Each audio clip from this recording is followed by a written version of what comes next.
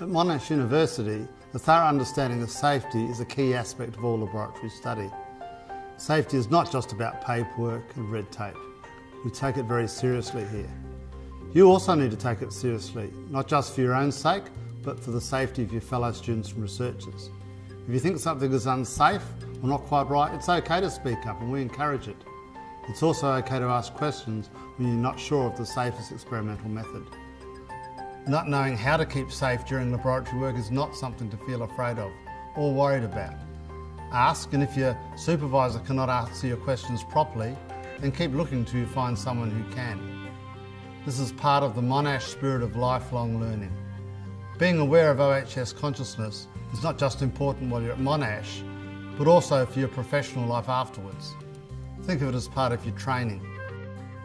Knowing, understanding and practicing good OHS principles is vital to your employability with future professional employers.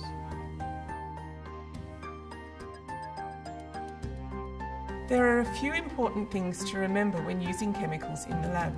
Today we are going to follow sulfuric acid on its journey with a student. So here is our sulfuric acid beginning its journey for the day. It is being picked up from the store by a student. But before the student picked up the sulfuric acid, they have been planning its journey. See, they came prepared with a carrier. Whenever you plan a journey, you must consider your transport method and travel route. And there are a number of other important key steps to remember. Step 1 is always read the MSDS first.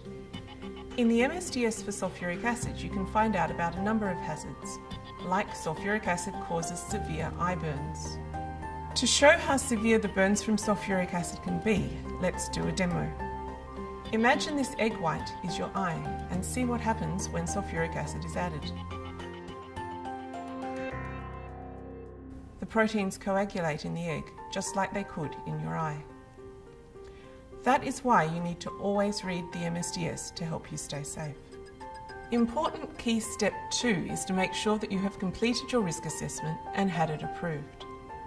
At this stage you need to consider things like, do I really need sulfuric acid?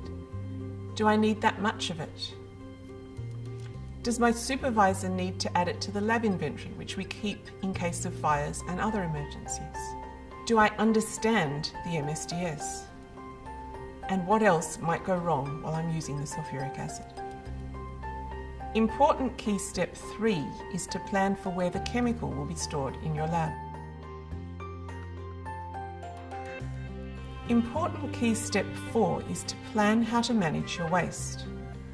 You need to think about how any unused materials, contaminated materials or other waste materials will be safely disposed of. It's very important to think and plan waste disposal before the waste is generated. Think very carefully about what could end up as waste.